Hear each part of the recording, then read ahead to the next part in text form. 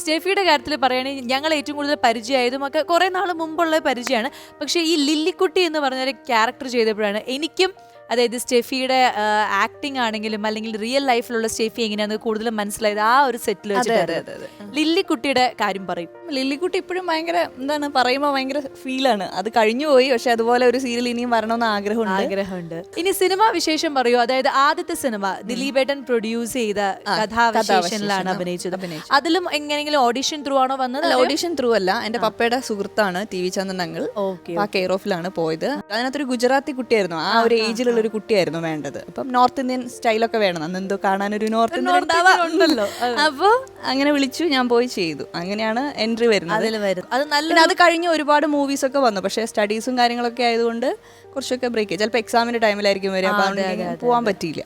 നമ്മൾ പഠിത്തം കുറച്ച് ഇമ്പോർട്ടന്റ് ആയി കണ്ടതുകൊണ്ട് അത് വീട്ടിൽ ഭയങ്കര ഇമ്പോർട്ടന്റ് ആണ്. ഈ അച്ഛൻ ശരിക്കും എന്താ വല്ല ആർമി ഓഫീസറാണ്, ഇത്ര സ്ട്രിക്റ്റ് ആവാൻ എന്താ കാരണം?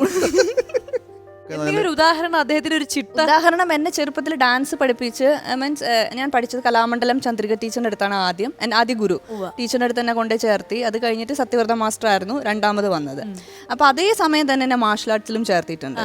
അങ്ങനെ ഒരു മൾട്ടിപ്പിൾ ആയിട്ടാണ് പുള്ളി എല്ലാം വീട്ടിലാണെങ്കിലും അതേ ഒരു സ്ട്രിക്റ്റ് അല്ല പുള്ളി. എല്ലാ കാര്യങ്ങളും എല്ലാം ചെയ്യും, എല്ലാത്തിലും എൻഗേജ്ഡ് ആയിരിക്കും. എന്നെ നോക്കുക, എന്റെ കാര്യങ്ങൾ പോവുക. പുള്ളിക്ക് ഭയങ്കര ഇഷ്ടമാണ് അങ്ങനെയുള്ള കാര്യങ്ങൾ. ഞാൻ ഒറ്റവാക്കി കാര്യം അങ്ങനെയൊക്കെയാണ് ഫുഡിന്റെ കാര്യത്തിൽ. നല്ല രസമാണ്. ഞാറ്റുവേല എന്നൊക്കെ പറഞ്ഞിട്ട് അറിയാവോ? ഞാറ്റുവേല ഈ കൊയ്ത്തല്ല, അതൊരു കാലഘട്ടമാണ്. അപ്പൊ അങ്ങനെ ഓരോ കാലഘട്ടങ്ങളുണ്ട്. ഓരോ സീസണൽ ഫുഡുണ്ട്. ഈ കർക്കിടക മാസത്തിൽ അന്ന് കഞ്ഞി കുടിക്കുന്ന പോലെ സീസണൽ ഫുഡുണ്ട്. അപ്പൊ ചിലപ്പം ഇപ്പം ഈ പറഞ്ഞ നമ്മുടെ ഞാറ്റുവേല സമയത്ത് കഴിക്കേണ്ടത് ചിലപ്പം ഓറഞ്ച് ആയിരിക്കാം. സത്യത്തിൽ അതാണ് ഇപ്പൊ ബോഡിക്ക് അത് എഫക്ട് ചെയ്യണത്. അപ്പൊ അങ്ങനെ ആ ടൈം ഒക്കെ വെച്ചിട്ട് ഫാദർ കൊടുക്കും, മനസ്സിലായോ? അപ്പൊ അങ്ങനെയാണ് വളർത്തിക്കൊണ്ടിരിക്കുന്നത്. ഇപ്പം നമ്മളിപ്പം ഒരു മീൻ കഴിക്കുകയാണെങ്കിൽ ഞാൻ എൻ്റെ രീതി കഴിച്ചു പോകും. പക്ഷെ പുള്ളിക്കാരെ സംബന്ധിച്ച് ആ മീൻ കഴിക്കണം മിനിമം ഒരു 2.5 മണിക്കൂർ വേണം, അല്ലെങ്കിൽ ഫാദറിനെ കൊണ്ടുവരണം. കാരണം വെച്ചാൽ എടുത്തു കൊടുക്കുന്ന പുള്ളിയായിരുന്നു. അങ്ങനെയായിരുന്നു, ഭയങ്കര ഊട്ടി തരും. അതുപോലെ തന്നെ പാമ്പറിംഗ് പറയാൻ പറ്റത്തില്ല, അതൊരു രീതിയായിരുന്നു. നിങ്ങൾ തമ്മിൽ എങ്ങനെയാണ് കണ്ടുമുട്ടിയത്? എന്ന് വെച്ചാൽ ഞാനൊരു 450-500 മ്യൂസിക് ആൽബം ചെയ്തിട്ടുണ്ട്. 500 അടുത്തെങ്ങാണ്ട് ചെയ്തിട്ടുണ്ട് music albums. Malayalam, Hindi, Tamil, English, അങ്ങനെ തന്നു. അപ്പോൾ മലയാളത്തിൽ ഒരു സാധനം ചെയ്യാൻ നേരം എനിക്ക് മാർഷൽ ആർട്സ് പഠിച്ചൊരു കുട്ടിനെ വേണം. അപ്പോൾ അങ്ങനെ നോക്കുമ്പോൾ കാലിക്കറ്റാണ് ഞാൻ ആ സമയത്തുള്ളത്. അപ്പോൾ അതിൻ്റെ പ്രൊഡക്ഷൻ വിങ് കാലിക്കറ്റ്. അപ്പോൾ ഞാൻ പറഞ്ഞു, മോനെ എടാ നമുക്ക് ഇങ്ങനെ ഒരു ആളെ വേണം, ഒരു മാർഷൽ ആർട്സ് പഠിച്ച്. അപ്പോൾ പറഞ്ഞു, ചേട്ടാ ഒരു കുട്ടിയുണ്ട്, ഈയുടെ പടത്തിലൊക്കെ അഭിനയിച്ചിട്ടുണ്ട്, ഒടുക്കത്തെ ജാടയാണ്. നമ്മൾ ജാട നമ്മളിപ്പോൾ കെട്ടാൻ വേണ്ടിയിട്ടൊന്നും അല്ലല്ലോ, ഇത് കാര്യം ചോദിക്കുക, അവർക്ക് ഇത് നടക്കോ ഇല്ലോ എന്നുള്ളത് ചോദിക്കുക, അതെന്നും വിളിച്ച് സംസാരിക്കുക.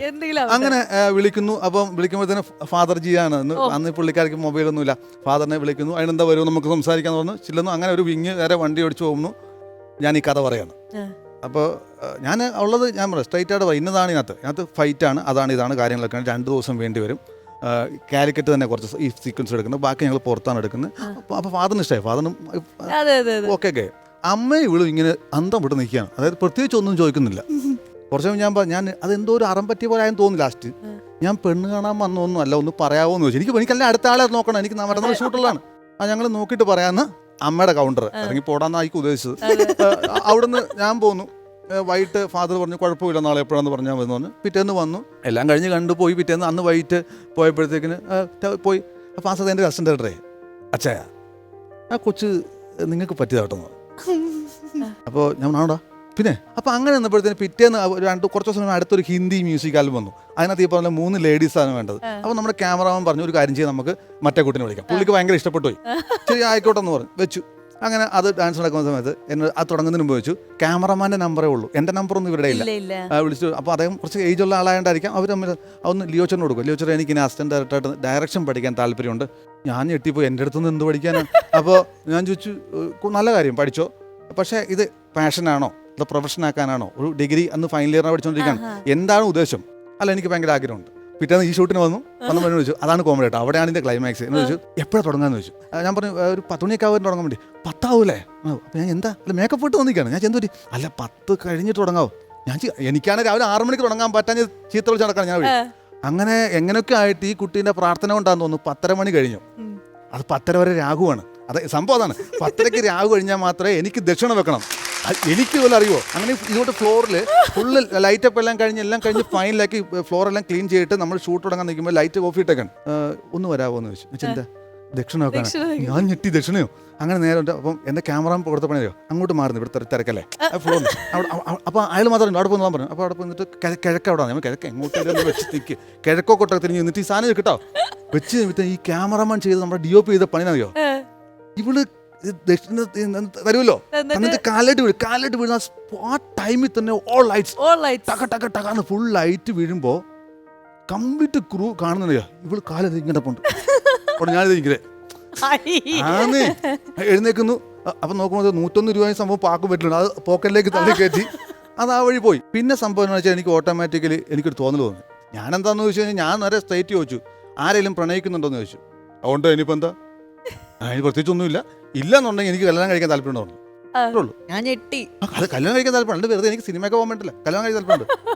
അപ്പൊ പറഞ്ഞു അല്ല അതല്ല, കാര്യം പറഞ്ഞാണ് എനിക്ക് മേലാൽ ഇങ്ങനെയുള്ള കാര്യമായിട്ട് സംസാരിക്കാൻ പറ്റില്ല. ഈ ചേട്ടൻ അങ്ങനെ പറഞ്ഞപ്പോ ഇഷ്ടമല്ലെന്ന് പറഞ്ഞ് പോയല്ലോ. ഇത് വേർഷൻ 2. രാത്രി കാലത്തെ ആലോചന എന്താ? ഞാൻ ചിന്തിച്ചു, കറക്റ്റ് ആണ്, ചിന്തിച്ചു. അപ്പൊ ഇങ്ങനെ വന്നപ്പോ ഞാൻ അമ്മയടുത്ത് പറഞ്ഞു, അമ്മ ഇങ്ങനെ ഒരു കാര്യമുണ്ട്, അന്ന് വന്ന ആള് ഇങ്ങനെയൊക്കെ പറഞ്ഞിട്ടുണ്ട് ഞാൻ പറഞ്ഞു. പപ്പ എടുത്തും പറഞ്ഞു.